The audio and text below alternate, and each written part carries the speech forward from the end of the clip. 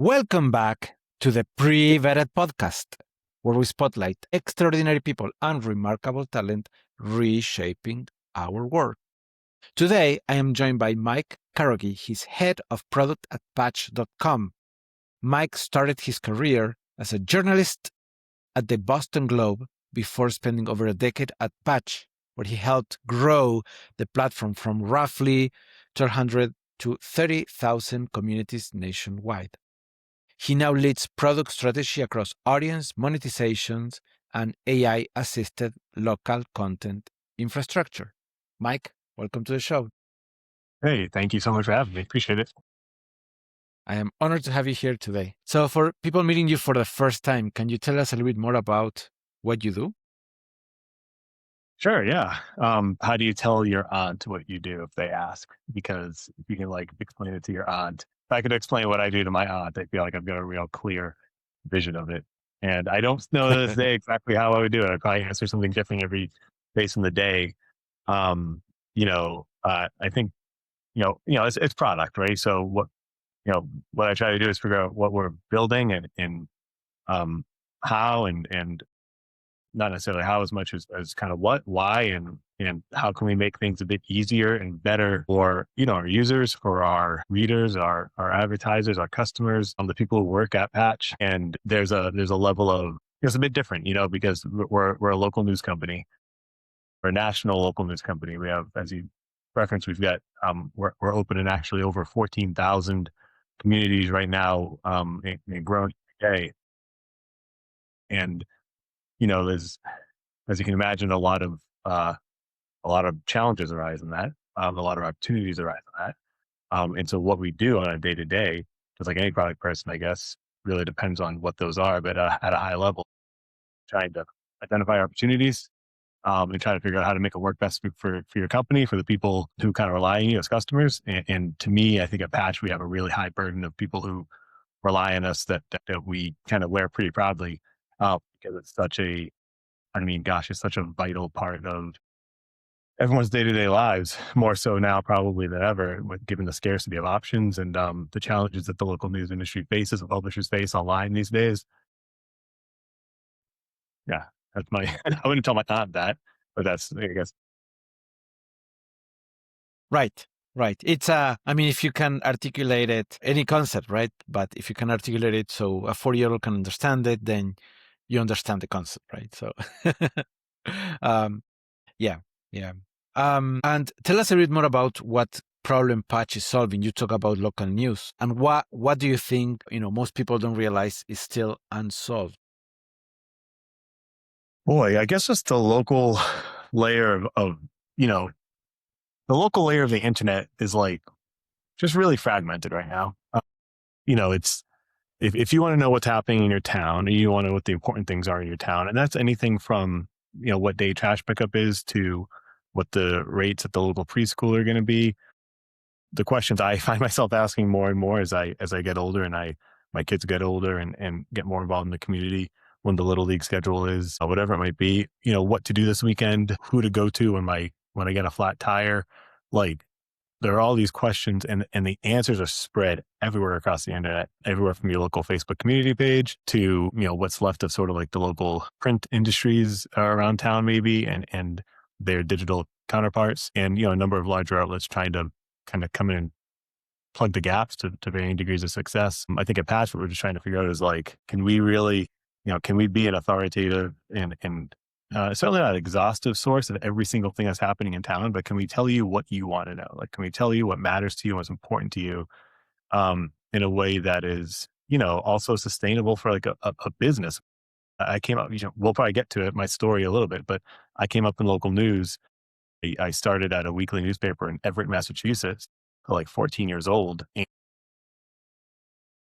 the internet was a thing, but we still had the infrastructure of this local newspaper, this local product where, you could find out, again, what the little league score was, who died, who got married, who was born, what's for sale, who's looking to, get rid of their lawnmower, what the city council meeting was about, all these things that you could find in this one kind of artifact that is obviously facing incredible challenges these days to the extent that they still exist. And so at Patch, I think we're trying to trying to capture some of that. Certainly not in a way that says we're trying to bring back what was old or what was lost. I don't think that's a winning strategy. I think we have to move forward and move forward pretty boldly and aggressively. But to do so with the standards that kind of have been established before us, and to do that in a way that, again, is like monetizable, such that we're able to support like living wages for local journalists who are performing this duty that, like, again, like I think if we ever accomplish our goal of telling everyone what they need to know exactly, but we lost our ability to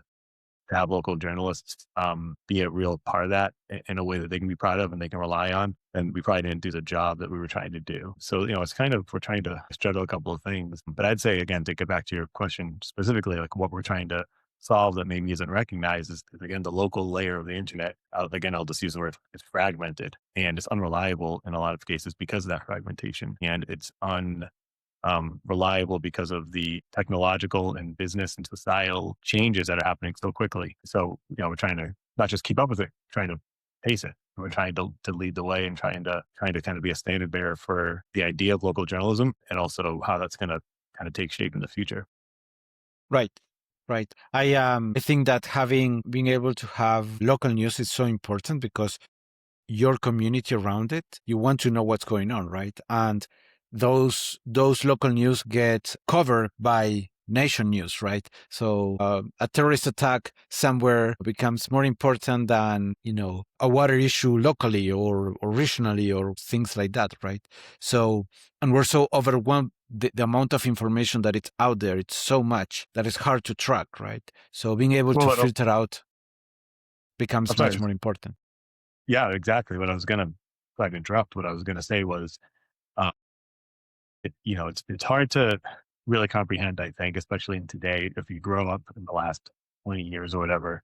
But the news that's happening at the Everett Herald, where I started, which the later part of it, unfortunately, at the Everett Herald or whatever your local newspaper might be, or your local news outlet, patch, currently, is probably more impactful to your life, largely, than what you're reading on CNN or whatever is coming up the White House or anything else. And obviously, we live in pretty extraordinary times right now. And I welcome, I'm sure people can challenge that statement right there. A lot of things that are happening seem to impact us quite a bit. But I still stand by, the things that are happening at town hall in your local elections that you're voting at are really going to impact your day-to-day life quite a bit for most people, I think, more than the stuff that, gets to headlines and has all the reporters from the Times flying it, doing very important, vital work, democracy and the fabric of the country.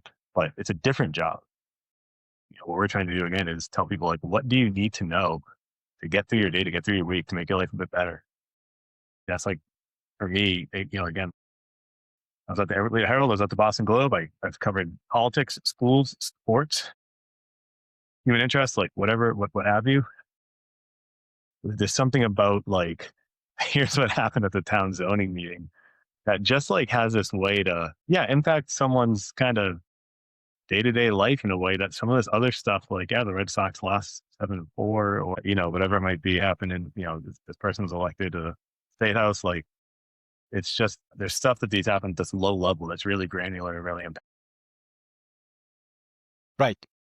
Right. And the before the internet, you could get access to all of that through local newspapers, but after the boom of the internet, then the newspapers became obsolete because they could access a lot of information through internet, but they lost that local thing, right? So going back to product, how do you think about product strategy differently because of your editorial background? It's funny. I think we all have imposter syndrome to an extent in every walk of life and every profession. And for me, especially in product management, from what I see on, the Reddit boys or the LinkedIn influencers or whatnot, and just people I talk to. And for me, it can be quite strong sometimes because, I grew up as a reporter and I didn't make the change to product until a couple of years into patch. And, I'm still learning every day, and I think we all are. And for me, it's like, man, I didn't grow up like reading Marty Cagan. I mean, I've since been influenced by him, but I didn't grow up reading this stuff. I didn't go to school for product management or for business or for finance. I mean, again, I've since spent quite a bit of time learning to know. I didn't go to school for, the technical expertise, on web development or anything like that. But what I kind of realized was that what I perceived as kind of a weakness, and in some cases, certainly an argument that maybe it still is, but I think is actually kind of a strength at times. And what I mean by that is coming in as a journalist and someone with a media background, or I guess a reporter background in particular. And I've led editorial teams and whatnot, but you're kind of an on the ground reporter. Like one of your primary objectives and one of your primary responsibilities, and the best reporters can take a pretty complex issue or an issue that you might not know a lot about and that you as a reporter might not know a lot about. And you have to kind of become an expert in that overnight and learn enough about it to then translate it in a way that the layperson who may be reading your story, who again isn't an expert in zoning laws or whatever the school committee was debating or whatever example you want. And it has to be understandable in a way that they can digest it and learn it.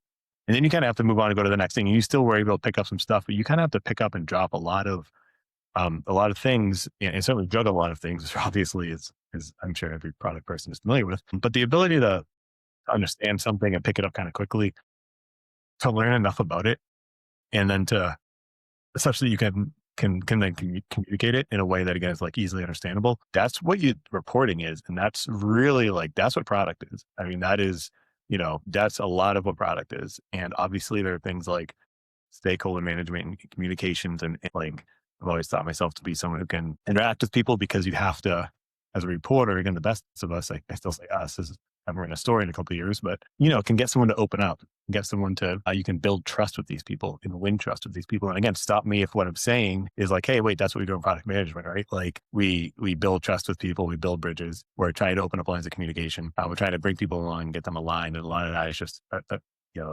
strategy of kind of communication and heck, I mean, we're also used to working late and skipping meals because you're whatnot. And I guess there's some overlap there between reporting and doing product. But I really think that ability to learn, to spit back out, to translate, to communicate, are things that were pretty helpful for me in my product journey. And I wouldn't have had those if I maybe had, I don't know, if I had skipped if I wasn't a reporter and I did take some more traditional path. And also I would argue, and this isn't any kind of, I'm not coping here, but I'd always say that at the rate of which things are changing, there certainly is a standard and still a certain philosophy and skills that I think are important to have and to grow on as a foundation. But things are changing so quickly. And I, for one, am happy that I don't feel burdened and weighed down and handcuffed by what I might have read in a book growing up, what I might have, learned at a class, what I might have had a boss 15 years ago tell me for the moment 15 years ago, which is largely useless now. And then again, that's not to dump on anything that's more foundational, but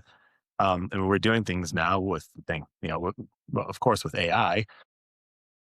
And I say we as an industry and as a society, that have really probably flush a lot of that down the toilet. And I think people who might be trying to hold on to the way things were and the way they were supposed to be,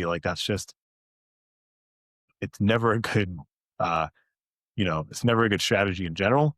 But particularly now, you really have to come with things with open arms and be willing to say, you know what, this is a new tool and this is a new way of doing things, and it's going to cut out this traditional way, but that's fine. We're not here to do, being a successful product manager is not, or a product executive or a product leader or thought influencer or whatever you want to call it. It's not doing, what was laid out as some kind of abstract rule book, or it's not doing what worked 10 or 15 years ago. It's what's working today. It's delivering value to the people, users that, people who use your product, no matter who they might be.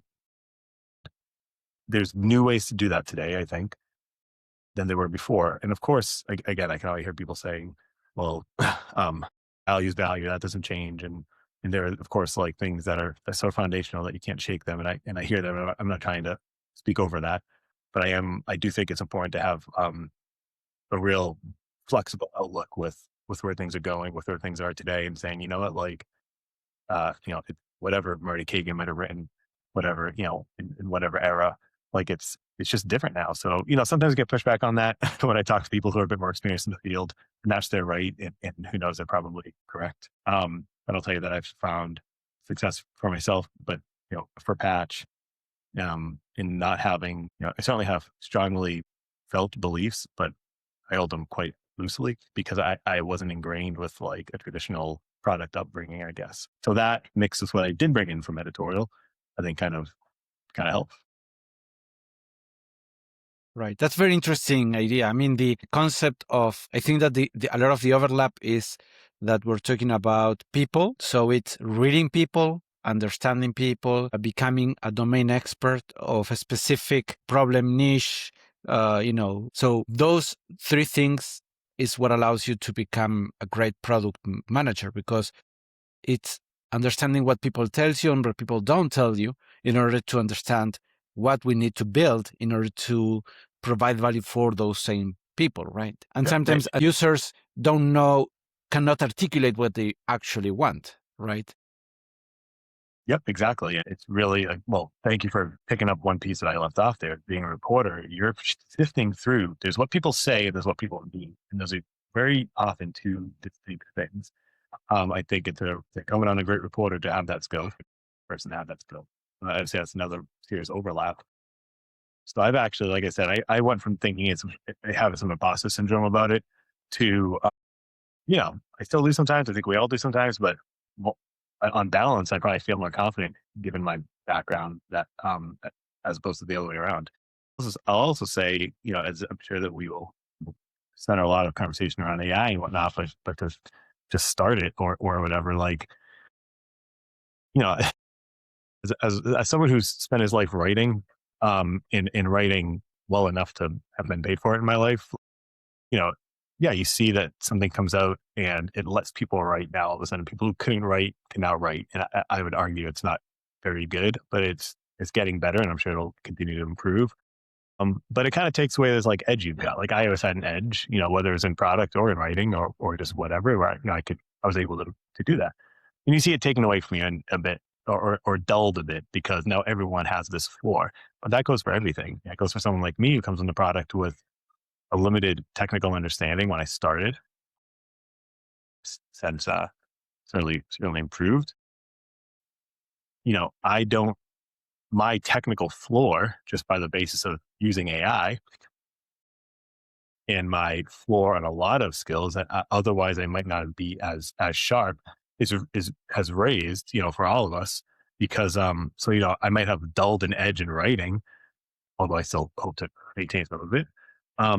But I've also lost I don't know, whatever you want to call it, a deficit or, reduce my deficit in other areas thanks to AI. And so like, it's a good time for someone to like, it's a good time. I got lucky and I fell into a journey that was well timed given what AI does allow for. And I don't think that anyone can just wake up and do product and they have an AI system and it's like, hey, I'm using ChatGPT to do this, that, and the other thing. I don't mean it like that at all. You still need your distinct edges and strengths and judgment, obviously. And it's probably cliche already at this point, given how fast the conversations have evolved. But obviously, what AI is not very great at right now, judgment. And that's probably going to stay the case. But, being able to leverage it as a tool to raise our floors, I certainly have benefited from that. Right. I think that AI, it average everything out.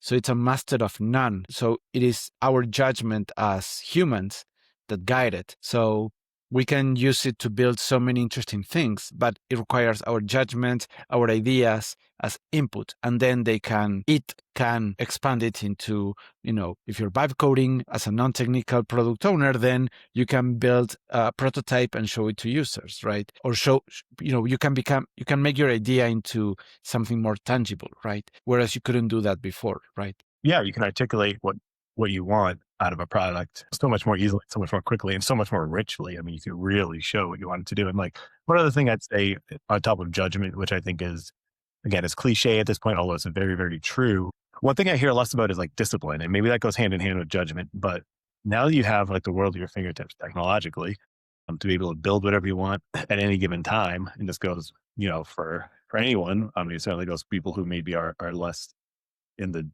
day-to-day grind of developing. I don't think developers fall into this trap as much, certainly in the product side. Because of what you can do is so expanded. you find yourself like, man, I could just go do this tomorrow and then do this tomorrow. And I could solve this problem tomorrow. And it's still, well, the developmental cycle has been reduced, 100-fold, accelerated 100-fold. The product cycle is, it's accelerated because we can crunch data and we can get maybe generate some ideas or brainstorm or get some copy generation. But by and large, the product cycle is still not nearly as accelerated as the developmental cycle. Or the development cycle. So the discipline it takes to still understand this still needs, if we can get stuff out there, we can test it quick and dirty, and we have to do that. We have to move fast. But if we want something that's probably going to work and not just say, hey, we did work, but we did good work, and here are the results that back it up, I think that you need to maintain not just the judgment, but the discipline to fight that urge off sometimes. Right. Right. I think that this happens with all automation, that the more automation you have, the more productivity power you have, the more responsibility you have towards, providing the direction. Because if you have the wrong direction, whatever it's going to build is not going to be useful or impactful. So, to your point, on the software side, we can build with agentic coding, we can build things faster, but we have a higher responsibility on the product side to provide those requirements with more clarity. Well said. Yeah, I agree with that. So what do you think is changing local news and community publishing, with AI right now? That's it's like a challenging question sometimes, because I think people on the other side might think, great, like we're using AI to write stories. Like that's what the future is, or that's what the future knows is AI stories. And I see, some box scores of games being rewritten as game stories for a sports league or something like that. So I think a lot of people think it's we're creating just mountains of content and stories, and going to replace editors or reporters or something like that with AI. Not the case. Like, I will say that there is space in the current, ecosystem, and in the future, of course, for some more low touch content that I would say is probably not a waste, but like an unnecessary burden of a human person's time. Sometimes you'll see like a little game story of a sports league written via a box score, and it's kind of generated by AI. And sometimes it'll be like a light, I don't know, like a summary of a event or a business or something like that. And like, I think that that's probably where you want to apply this stuff, to scale out local information, but to respect and save the time for like reporters and editors to do real important stories. And so like, and editors and reporters will, that's a separate issue of them having their own AI assisted tools to make their lives a bit easier. Maybe put a press release into something that summarizes it, or maybe use a copy editing check or something like that. Like, these are, I think, good uses of AI, not just good, but ethical. And I'll say up front, like, I'm not an AI denier by any means, but I don't intend on losing the soul of what we do, or local journalism, but just to serve AI's efficiency. Like, that's not, like, I think the business that we want to be in, that Patch is in. So I would just say, like, so there's that, but there's also like, we're able to scale a bit more. We're able to moderate comments a lot more efficiently. I think our comment system at Patch right now is more robust than it's ever been. A lot of user generated content, we're able to take a look at that pretty quickly and say, does this belong on the site? Does it provide value? Is it appropriate? Is it local? And so we're able to provide a lot more content and value, or like at least vet and moderate it. And there are, light, human reviews to a lot of these things, but we're pretty comfortable having it help expand and scale our user generated content. May it be like, again, comments or endorsements where people come onto Patch and they'll tell someone, they'll endorse a local business, and they'll tell the community why this local business means so much to them. Like, we don't want someone to come in and just flame that local business or anything like that. And at scale, it's hard to keep track of that stuff. So stuff like that, that it's really helpful in like a local news scaling way. But like I assume your question is more toward like the actual local, like the reporters maybe, or like the local news ecosystem on that front. And I don't know. Like, it's a complicated question. I mean, a lot of, if I was a reporter right now, I'd be really skeptical because first of all, you have to be skeptical because you're a reporter and that's your nature. And and I would say that society does not have a great track record of like, you know, not embracing technology to its absolute fullest capacity. Consequences be damned. But I would say a patch, I wouldn't be here. I wouldn't be doing it if I thought that we were ever using it to have any kind of like negative impact on the industry.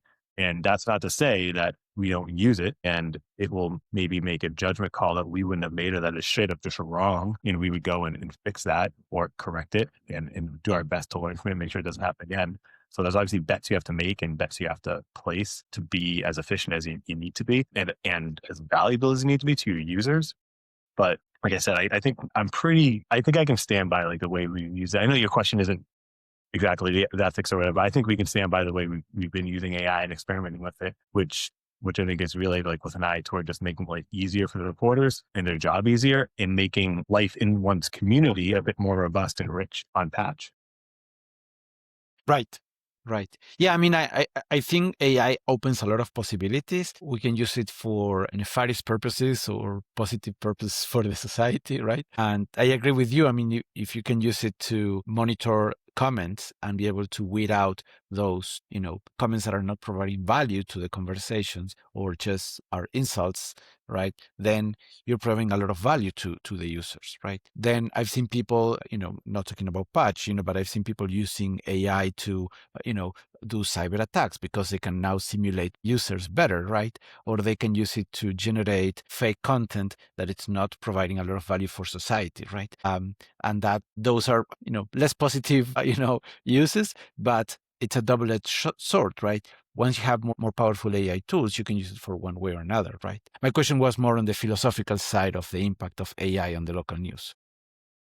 Right. Yeah. Yeah. Again, I agree with you. And again, it's a fine line because like local news is an industry that is like self-governed by this like unwritten code of ethics. I mean, news in general, it has been for a long time, and it always hasn't been a great code of ethics. I mean, you look back to like the turn of the century or the turn of the 20th century, and like the kind of the realization of different news outlets and whatnot back then, or even at the founding of the country, and how news outlets were used. I mean, it hasn't always been this like beacon of virtue. Like I think we have, like, it is now.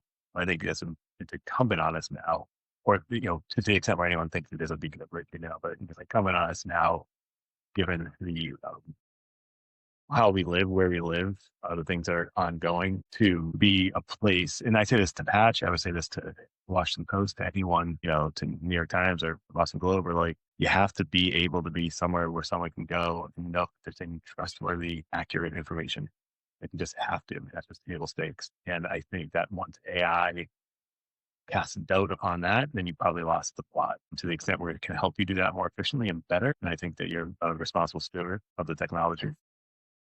Right. Right. I mean, I think I've seen the importance of local news with what happened a few months ago here in Guadalajara, where the whole city got seized by the cartel because of the situation where they pursue the leader of the cartel, and they did this coordinated attack. So 3 days later, everything was normal in the city, but global news, everybody was talking about it, and it was taking so much out of proportion of what's really happening on the ground, right? And the only way that you can learn that is by, when you're living there, you can learn that by looking the local news. Yeah, it's fun.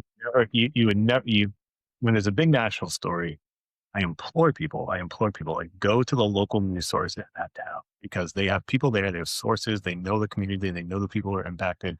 Sometimes they'll see this big thing like what's happening with the ice stuff in Minnesota. And, I got my news from the New York Times, like a lot of people did, but I'll tell you, I went to the Minneapolis Star Tribune and the local reporters there and, made sure that we have to support them, especially when we're leaning on them for this kind of really important coverage. And also just like, if you want to be educated on it, you want like a full picture, a trustworthy picture, like go to a place where there's where someone has connections and someone knows the area. And one of the things about local news and at Patch, You know, to it's just important to be able to rely on someone who knows the lay of the land.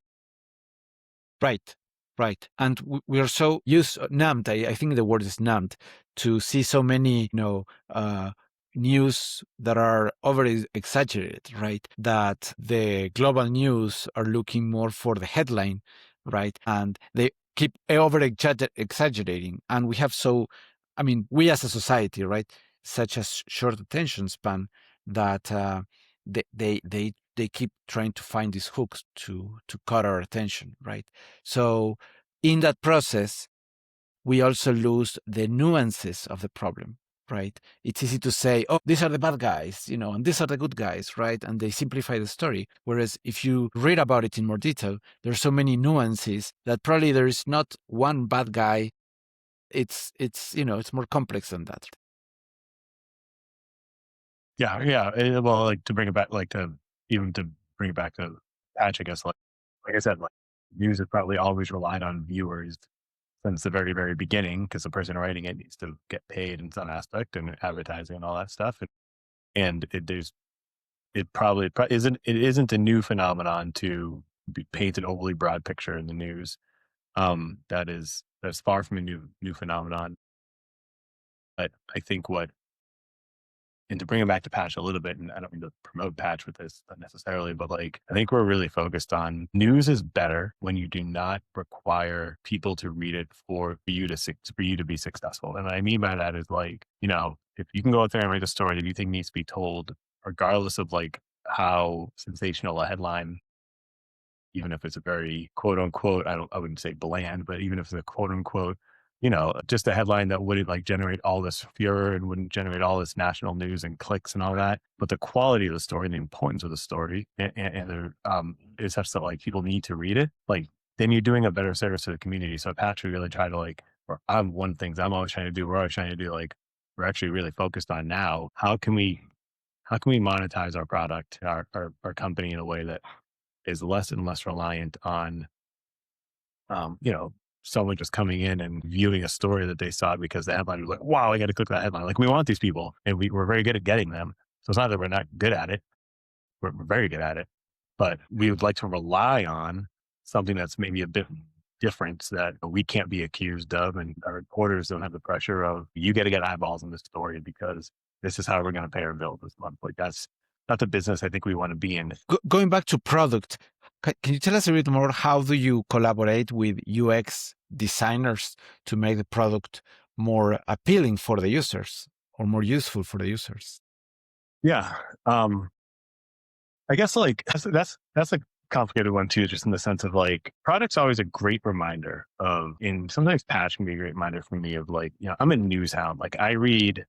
I can't tell you how many stories a day of national news, local news, everything. A lot of that is on Patch. A lot of that is off Patch. I'm not the customer of Patch. For me, I might think, oh, you know what? This doesn't look like this other newsletter that I get. This doesn't have the home page that another page can get. And there's improvements to be made all around for everyone and for Patch included. Great reminder when using Patch. I'm not the customer sometimes because people who do use it do really quite like it. And they tell us that. And when they tell us otherwise, we dive in and we start testing things and changing things and trying to find what it is that fits kind of their taste and what they want and how they can use the site. And so there's a lot of there's just a lot. I would just say there's a lot of testing and listening to the data. So when I even think of UX, then I think of any design or any decision we're making on the page, you gotta let data be your guide. A lot for us, it's you will never see, I will say you will probably never see Patch. I feel pretty confident about this. And I hope everyone at Patch is okay with me saying this. You'll probably never see us put out something that looks like the end result on the first try, or something that we're this is the best we can make this thing look and feel and act. Cause we don't know. We just don't know until we know. And we don't know until people tell us, and they tell us qualitatively, and they tell us in their clicks, and they tell us in their outcomes that they're presenting to us, if they bought something, if they read something, if they subscribed to something. And so I think our relationship with any kind of design, UX or otherwise, is very much influenced by here it is, now tell us. I guess in a way it's almost let the user and the customer decide for us to an extent. we start, we do the starting process, we get them into the 10-yard line, and then we say, hey, what would get us into the end zone here? And they kind of help guide that. Right. It's it should be led by research rather than your own assumptions, right?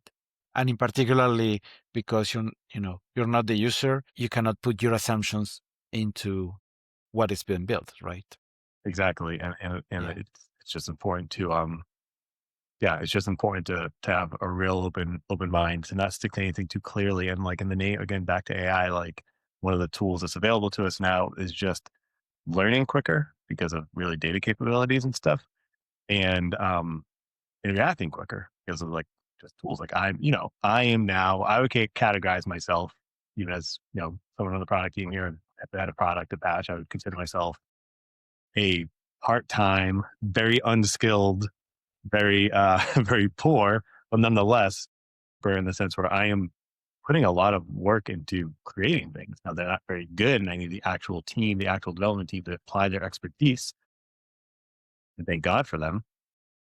And I think we have one of the most, um, one of the most incredible teams, personally and professionally, that I could ever hope for a patch. Actually, but before it gets to them, like, sometimes it's prototyping or something a little bit deeper. You're tweaking something. You're learning how to, I'm, building emails where in the past I wouldn't have designed an email. And, I would say like, you're a product person. Yeah. But today you're a product person and that's probably your specialty or mine. But I'm also a very poor developer, a very poor designer, but I'm still doing these things. I'm still developing and designing because that's what we're expected to do now. And I think the developers in our team, to a better extent than I am a developer, they're great. They're doing product work. They're doing design work because that's the tools that are available to us have made it possible for, competent people who want to learn to be able to wear 2-3 hats at once, and not in a way of, man, I work myself to the bone. I'm doing 2 or 3 people's jobs. That's not it. Merging these jobs together and they're really becoming one more. And I'd be shocked if in 2 years or 3 years, we don't just have a product or a dev or just like, it's just one to, not just we, I don't mean we Apache, I mean globally, like the job is just going to be one job and you can have a specialty, but I don't see like an excuse in the future of very super distinct walled off professions here within the product and development and design world. Right. It used to be more of a wall, right? You're on one side or the other side, right? And then it was a clear edge on the roles and responsibilities. And now that line is blurred, right? So people are expecting more from the product side to do more design work and from the design work to do more product.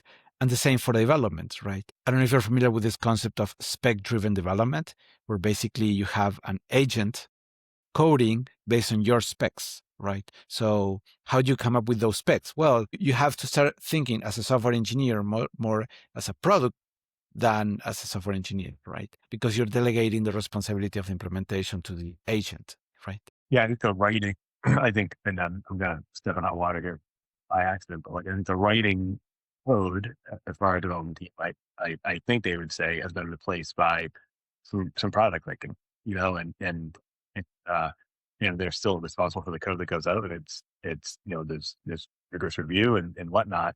And they're still guiding it, but there's certainly product thinking that they're applying to it. It's absent me, like sometimes completely absent.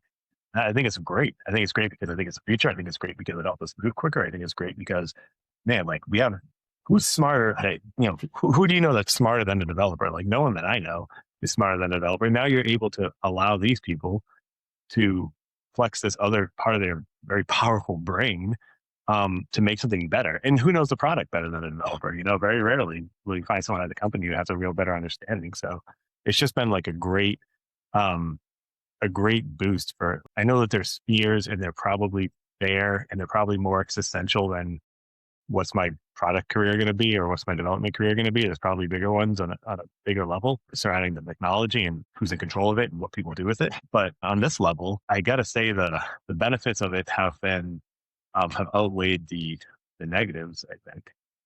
And I aim to keep it that way for ways we're leveraging it and benefiting from it. Right. Yeah, I think that the benefits are outweigh the cons. I mean, there's a lot of people that I've seen kind of either providing too much hype for what AI could do, or seeing AI as as an enemy, right? Or trying to fight it back, right? And I think those two approaches are, in my opinion, I think it's more about how can we leverage to be more productive, to focus more on the core of our roles, right? And to be able to integrate better, change the dynamic, how we work together, to, for benefit for the company, for the users, and society, right? So going back to asking you more about advice, what advice would you give to product managers that are either starting their career or they are thinking on getting into the role? What advice would you give them? Yeah, I guess just to be kind of to trust in yourself, because I think that it's such a goofy piece of advice. But, you need to be able to make decisions with firmness and clarity, and that does not mean making the right decision every time. In fact, it probably means the opposite quite often. But having some confidence in yourself and your skills and in your talents, and even those which you haven't quite developed yet, your ability to learn, it helps you move forward. Like we always say there's like the three ways in which you can go. You can make the right decision, the wrong decision, or no decision. You'd rather make, of course, the right one, but if not, then make the wrong one, because the no decision that's a real bummer. Like that's going to kill you. That's going to, that's, you're not going to learn from that. You're not going to, you're not going to move forward if you zoom out, and you're zooming out and having the perspective of, trying to build something that is like trying to build something that's a system, and not having this day to day. Like I'm guilty of this very much so. And because of that, it would be part of my advice to product folks, like, especially as you become a leader, but even I think on a very granular level, your day-to-day work is important, and it's really hard, and it's really pressure filled, and it's constant, and it's very time intensive and bio intensive. But a real great product person, and I think a great product leader, especially, um, is able to have um, a system, and systemize kind of their excellence, and systemize and automate their excellence to an extent where, like, they don't have to be in it every single day doing things that are time intensive, and that doing things that are, um, really, really not going to have the ROI that you'd like for it to have. And I would just say, like, step back, see like how you can, maybe you don't have to impact things as hands-on as you think, which I is something I struggle with. You don't have to execute every single thing, operationalize it, create a system that sustains excellence, and sustains reaching your outcomes. I'd say like those two things are, you know, there'd probably be a lot more advice than that. Um, Read the newsletters, stay up on what's happening. Remember that I guess one big thing I'd say is just remember that, like, the people you're working with are all probably with you to be working toward a goal.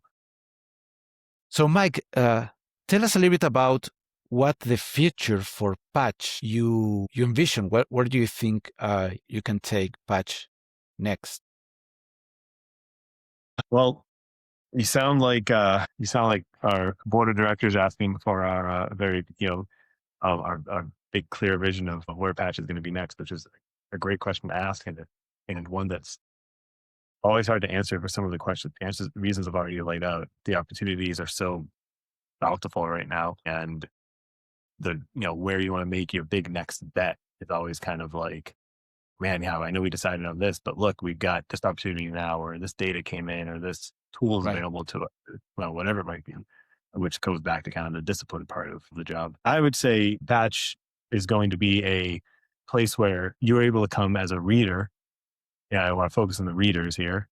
You'll be able to come as a reader and figure out what you need to know locally that's important to you wherever you are, and whether it's via your email or on site, or whatever the emerging technology of the day is. I think that we want you to be able to be confident that what you're getting at Patch is pretty quick, accurate local information, kind of stamped with the Patch, stamp of approval here, because as the world gets, again, as local news gets quite fragmented, And as local verification and just verification and authenticity of anything gets kind of dissolved in the age of AI and memification, people making videos and photos and AI written content and all that stuff. Like, we just want you to know that when you come to Patch, you're getting the local authenticity of whatever it is that you're looking for, reading, learning about, events, businesses, local news, school news, sports scores, whatever it is, your conversations with your fellow community members at the site, whatever it might be. And if you're, a customer, if you're someone who wants to spread the word on Patch and let people know about the fact that you matter on Patch, that you matter in your community, if you're like a local bakery, if you're someone who's hosting whatever it might be, a theater production or something like that, like, if you're on Patch, we're going to let people know that you are important to your community, that you matter to your community. We don't want to just stick a sticker up there and say, hey, like, this thing is happening. This place exists. Like, that's great. There's a space for that. It's called the bulletin board down at the local coffee shop probably. But like, we want to be able to deliver on a promise of you're going to matter in your community. And being a Patch is like part of that. We're going to tell people that you matter to your community. We're going to tell people that you're an important part of the fabric of the community. And hopefully that drives a great turnout for you. Hopefully that gets people to your event. Hopefully it gets people to your business. But what we're really focused on is, like, we want people to see you on Patch and increasingly off Patch, thanks to, emergence of obviously traditional search, but also AI search. And we also want people to know, like, once they see you, man, you matter to the community, which is really important to us. I don't think we're doing the job for our customers that we want to do if someone doesn't see them and say, like, oh, this place is not just existing, it's actually a part of the community. Mike, I think that having in this world where we have so much synthetic content, synthetic everything, having a curated company that is providing a curated content and local news is becoming much more important in this current age. So I think that what you're doing at Patch has a big impact on society.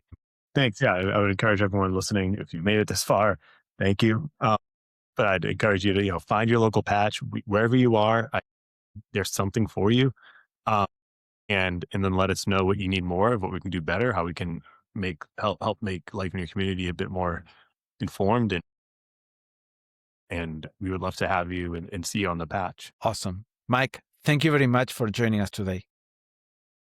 Yeah, thanks for having me.